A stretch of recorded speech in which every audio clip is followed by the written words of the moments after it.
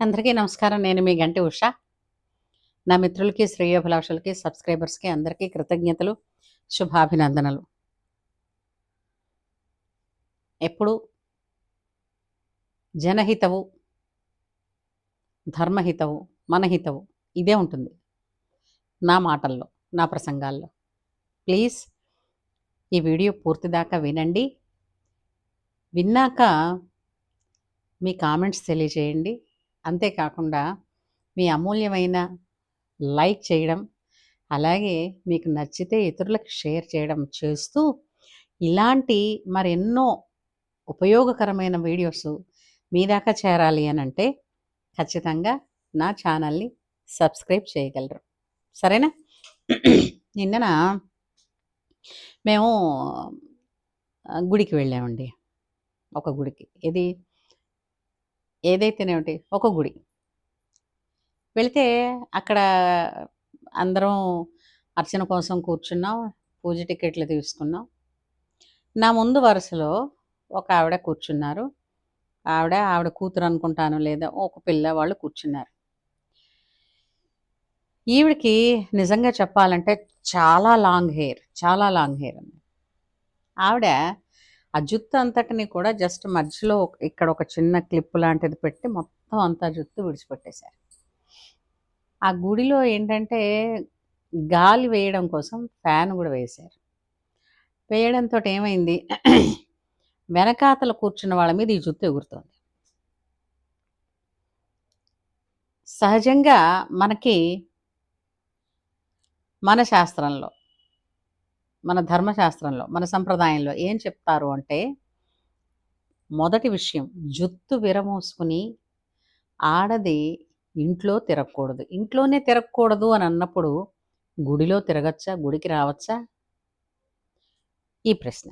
సరే, కొసలు ముడి వెయ్యకుండా ఏ పూజ, పునస్కారం, పుణ్యకార్యం ఇలాంటి వాటిల్లో పాల్గొనకూడదు. ఇది కూడా మన సంప్రదాయంలోనే ఉంది. ఎందుకు ఈ సంప్రదాయాల పేరిట మనకి మన శరీర పరిరక్షణ, ఆరోగ్య పరిరక్షణని మనకి ఋషులు పంచిపెట్టారండి. ఏమి తెలుసుకోకుండా చాదస్తంగా ఉంటారు, చాదస్తంగా మాట్లాడతారు అనేయడం సులువే.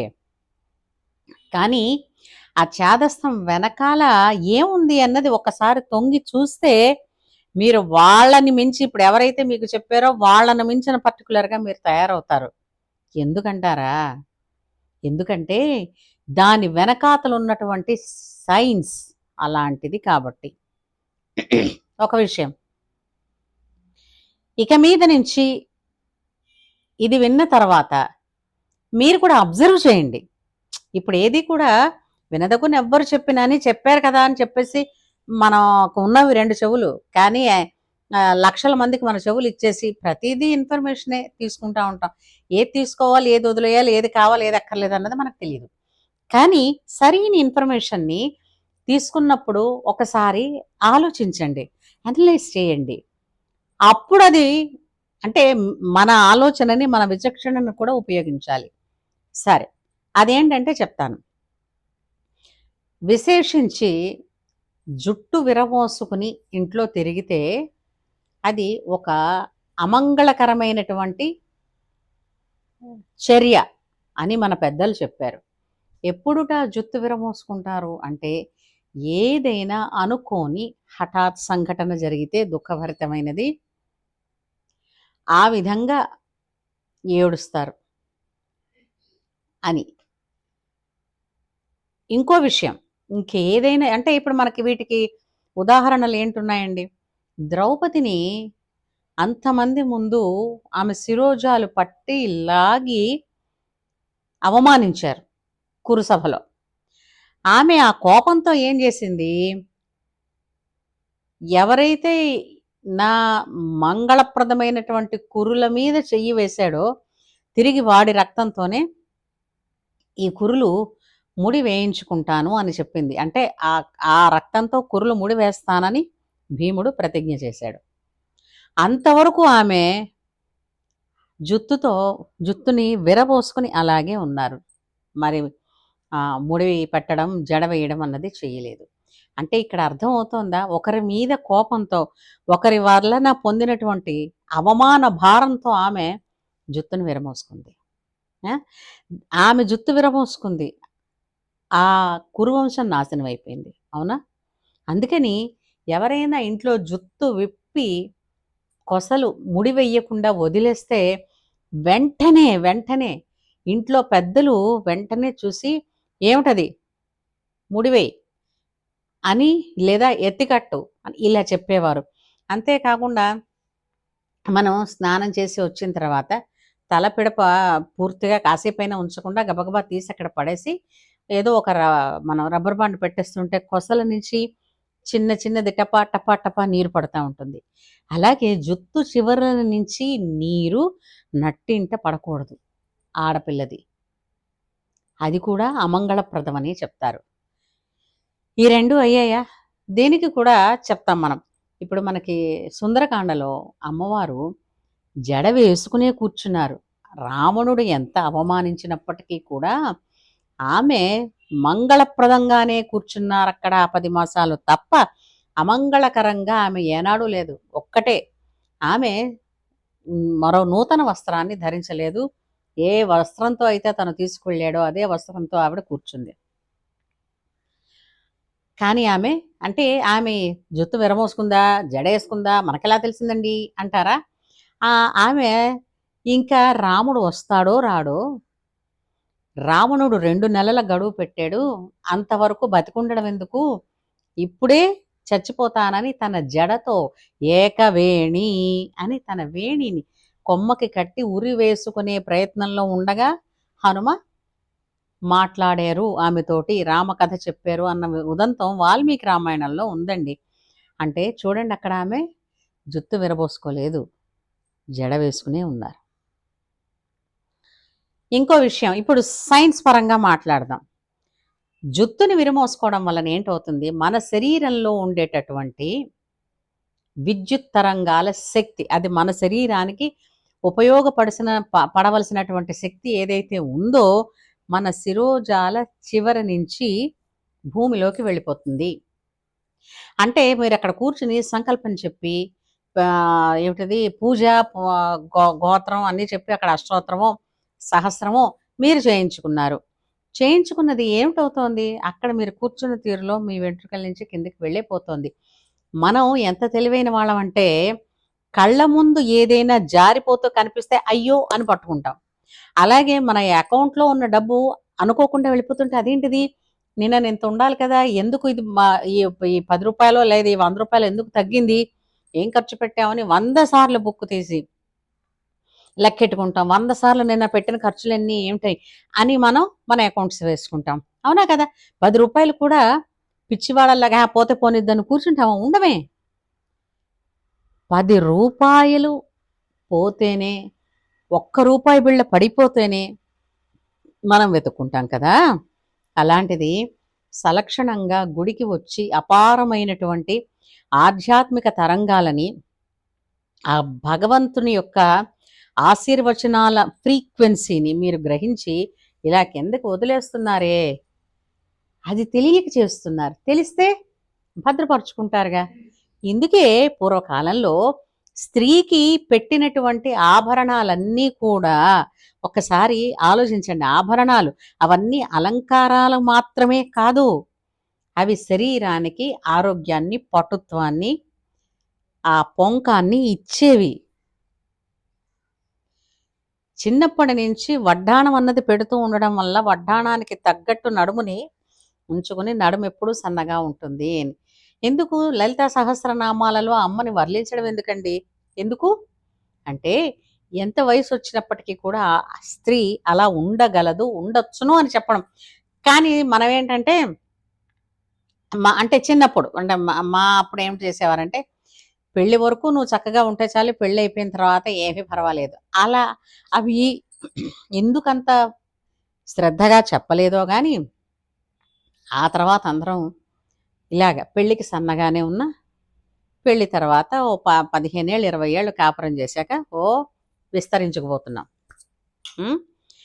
అలాంటిది ఇప్పుడు ఈ కాలంలో చాలా మంది అమ్మాయిలు ఏం చేస్తున్నారు, ఈ ఫుడ్ హ్యాబిట్స్ వల్ల, ఎందుకంటే సమయాభావం, ఇంటికి వెళ్ళి కాలేజీ నుంచి తినలేని పరిస్థితి కావచ్చు, ఆ, భోజనం కోసం లంచ్ కోసం ఇచ్చిన సమయం తక్కువ, దానికోసం బయటికి వెళ్ళి లేదా ఇంటికి వెళ్ళి వచ్చే సమయం తక్కువ, దానికన్నా ఎక్కువ పట్టేస్తుంది కాబట్టి ఈ సమయాన్ని నష్టపోతారు. కాబట్టి అందుకు క్యాంటీన్లో ఏది దొరికితే అది తింటాం.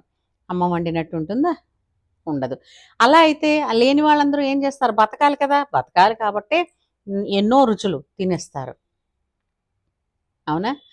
ఆ తిండి వల్ల ఏంటయింది, శరీరం తన అదుపుని తప్పి విస్తారంగా పెరుగుతోంది. ఇది కంట్రోల్ చేయాలనంటే పూర్వకాలం ఆడవాళ్ళు చేసే పనులన్నింటిలోనూ యోగా ఉండేది. వాళ్ళకి పెట్టినటువంటి ఆభరణాలు ఆక్యుప్రెషర్స్‌గా పనిచేసేవి. వాళ్ళకెంతో ఆరోగ్యాన్ని ఇచ్చేవి. చూడండి, ఏ ఇల్లాలు కూడా జబ్బుతో పోయిన వాళ్ళెవరు లేరు. అంతేకాదు 90 ఏళ్ళొచ్చినా ఒక్క పన్ను కూడా ఊడలేదు. మా నానమ్మకైతే అంతే, 93 ఏళ్ళు, ఒక్క పన్ను ఊడలేదు. అంత దిట్టంగా వాళ్ళు ఇగ ఏమిటంటారు, వేప పుల్లలతోటి, కాగు పుల్లలతోటి తోముకునేవారేమో. ఎంత పటిష్టంగా ఇగుళ్ళు, పళ్ళు ఉండేవో చెప్పలేం. ఇప్పుడు మనం గట్టిగా ఒక చెరుకు ముక్క పంటితో కొరికి తొక్క తీయలేం. సో, ఈ జుత్తు విరమోసుకోవడం వలన ఏం జరుగుతుంది అనంటే, మనలో ఉండేటటువంటి మనకి ఏదైతే మనం ఎనర్జీ, మనం నడవడానికి, కూర్చోడానికి, తిరగడానికి, పని చేసుకోవడానికి ఏదైతే భావిస్తున్నామో ఆ ఎనర్జీ భూమి ఆకర్షణ శక్తి ఎక్కువ కాబట్టి లాగేస్తుంది. ఇంకోటి, శిరోజాలకి ఏంటంటే ఒక వెంట్రుక పడినా కూడా చాలా మనం చికాగ్గా చూస్తాం. ఎందుకంటే తలలో కూడా స్వేదం పడుతుంది కాబట్టి. అలాంటిది ఇతరులకి ఆ ఆ వెంట్రుకలు ఎగరడం, తగలడం కూడా తప్పు, అమర్యాద చర్య అని కూడా చెప్తూ ఉంటారు. కాబట్టి జుత్తు విరబోసుకోవడం అని అన్నది ఫ్యాషనే కావచ్చు ఇప్పటి కాలానికి, నిజమే. ట్రెండీగా ఉండాలండి, అలా ఉంటే ఫోటోలు బాగుంటాయండి, లేదా జస్ట్ పోనీటైల్ పెట్టేస్తామండి. జడగంటలు పెట్టి చూడండి, వెన్ను నిటారుగా ఉంటుంది, వెన్నులో ఉన్న ప్రాబ్లమ్స్ పోతాయి. జడగంటలు ఎందుకు ఫ్యాషను? ఇప్పుడు సీతమ్మ వారికి భద్రాచల కళ్యాణంలో అమ్మవారికి జడ వేసి జడ కుప్పెలు పెడతారుగా. జడ కుప్పెలు ఎందుకు వచ్చాయి? ఒకటి, జడ పొడవుగాను కనపడుతుంది, స్ట్రైట్‌గా నిలబడుతుంది. ఎందుకంటే ఆ కిందనున్న బరువు వల్ల. జుత్తుని చివరంటా మనం దాన్ని అల్లి ముడి వేస్తాం కాబట్టి అది ఒక శుభప్రదమైనటువంటి చర్య. జడగంటలు అందానికి అందం. అందం, అలంకరణ, ఆరోగ్యం 3 చొప్పించారు మన సంప్రదాయాల్లో మన పెద్దలు. ఇవి తెలుసుకుంటే గానీ తెలియదు కదా! తెలుసుకోవాలి. ఇంతకు మునుపేంటంటే ఇలాగా ఓల్డ్ ఏజ్ హోమ్స్ అవి లేవు కాబట్టి పెద్దవాళ్ళు ఇళ్లలో ఖచ్చితంగా ఉండేవారు. వాళ్ళున్నారనంటే చాలా మటుకు మనకి మన సంప్రదాయాలని అలవాట్ల రూపంలో మనకి నేర్పేసేవారు. ఎందుకని? ఏమైనా అడిగామనుకోండి, ఎందుకు చెయ్యాలి అని అనేసరికల్లా ఓ ముట్టగే ముట్టేవారు. లేదా ఏమిటా విదండవాదం, చెప్పింది చెయ్యి అనేవారు. ఇప్పటిలాగా ఎదురు తిరగలేక అప్పుడన్నీ వినేవాళ్ళం. అప్పుడు మీరనొచ్చు, ఇప్పుడులాంటి ఇంగ్లీష్ చదువులు అప్పుడు తక్కువ కదా! కాబట్టి మీరలా ఉన్నారు అని. సో, ఇంగ్లీష్ చదువులొచ్చిన తర్వాత ఆరోగ్యం పెరగాలి గదా మరి. ఆ! చూడండి, మనకి స్కూల్లో పాఠంలో చెప్తారు. ఎల్‌కేజీ, యూకేజీ, ఫస్ట్ స్టాండర్డ్ వాళ్ళకి స్టేల్ ఫుడ్ తినకూడదు అని. అవునా కాదా? స్టేల్ ఫుడ్ అంటే వండిన ఏ పదార్థమైనా 3 గంటల తర్వాత అది స్టేల్ ఫుడ్ అని చిన్న పిల్లలకి నేర్పారు. అవునా? ఇప్పుడు మనం పొద్దున్న వాళ్ళకి స్కూల్‌కెళ్ళడానికి క్యారేజీ కట్టిచ్చేస్తున్నాం. ఎన్నింటికి ఇస్తున్నామండి? 6:30, 7:30కో ఇస్తున్నాం. వాళ్ళ లంచ్ టైమ్ ఎప్పుడండి? 12. మరి వాళ్ళు రోజు తింటున్నదేంటండి? Stale food. మరిప్పుడు ఆరోగ్యం ఎక్కడి నుంచొస్తుంది? జంక్ ఫుడ్ లాగా అదంతా ఒళ్ళు విస్తరించడం తప్ప. కాబట్టి కొన్ని మనం మార్చలేకపోవచ్చు. కానీ కొన్ని మన చేతిలో ఉన్నాయి. ఇప్పుడు స్కూల్ టైమింగ్స్‌ని, దానికోసం వచ్చే లంచ్ టైమింగ్స్‌ని మనం పూర్తిగా మార్చలేకపోవచ్చు. కానీ మనలోని శక్తి నేలపాలు కాకుండా మన జుత్తు ద్వారా కూడా పోగొట్టుకోకుండా, ఎందుకంటే ఆహారం సగం కలుషితమే. అందులోంచి ఎలాగూ పోతుంది. సో, ఉన్నది కూడా మన మనకి తెలిసో తెలియకుండానో మన హెయిర్ స్టైల్‌లో మనం పోగొట్టుకోకుండా ఉండడం కోసం ఇవన్నీ చెప్తున్నాం. అర్థమైందనుకుంటాను. అట్లాగే ఎంగిలి అంటే జుత్తుకి ప్రధాన శత్రువు మన ఎంగిలి. సాధారణంగా ఇలా అనుకుంటూనో ఇలా లేదా పెన్నో ఇలా నోట్లో ఇలా అనుకుంటూ మళ్ళా తలలో గొక్కుంటూ చేసేవారు కదా! ఇది అదెప్పుడైతే పడిందో, తగిలిందో అదొక సైలెంట్ కిల్లర్ లాగా జుత్తుని ఊడగొడుతుందండి. అందుకే పూర్వం ఎంగిలి ఎప్పుడు తల మీద పెట్టుకోకూడదు. తల మీద గురువు పాదాలున్నాయి అని చెప్పేవారు. ఇప్పుడు ఏదో భయం చెప్పకపోతే పిల్లాడు ప్రమాదంలోకి వెళ్లకుండా ఉండాలి కదా! పిల్లల్ని రక్షించుకోవాలి కదా! అందుకు చెప్పేవారు. దాని వెనక మనమందరం బాగుండాలని, ఆరోగ్యంగా పెరగాలని, అందంగా ఉండాలన్న ఇంటెన్షన్ తప్ప, మననేదో అదుపులో ఉంచాలని, మనల్ని కమాండ్ చేస్తూ మనల్ని అదేమిటది వాళ్ళ చెప్పు కింద తేల్లా ఉంచుకోవాలని ఏం లేదు. ఇది మనం గ్రహించిన నాడు మనకి తెలుస్తుంది. దీని గురించి ఆలోచించిన నాడు తెలుస్తుంది. ఏమంటారు? సో, ప్రత్యేకించి పుణ్యకార్యాలప్పుడు, వాయనాలు పుచ్చుకునేటప్పుడు, నోములు చేసేటప్పుడు, గుడికి వెళ్ళేటప్పుడు, ఎలాంటి శుభకార్యమైనా సరే, ఎప్పుడు ఆడది జుత్తుని ఇలా విరమోసుకొని వదిలేయకూడదు. అది ఒక విధంగా దిష్టి కూడా. ఏమంటారు? సరేనా? ఇక మీద మిగిలిన ఫ్యాషన్ టైంలో అంటే మిగిలిన మీ సోషల్ వర్క్ చేసుకునే టైంలో మీరు ఎలాగైనా ఉండండి. ప్రత్యేకించి ఇలాంటప్పుడు మాత్రం ఖర్చు పెట్టుకొని వచ్చినటువంటి పుణ్యాన్ని నేలపాలు చేసుకోకుండా ఉండాలి అనంటే జుత్తుని సంస్కరించుకోండి. ఏమంటారు? మీకు నచ్చితే వెంటనే లైక్ చేయండి, షేర్ చేయండి, ప్లీజ్ సబ్స్క్రైబ్ చేయండి.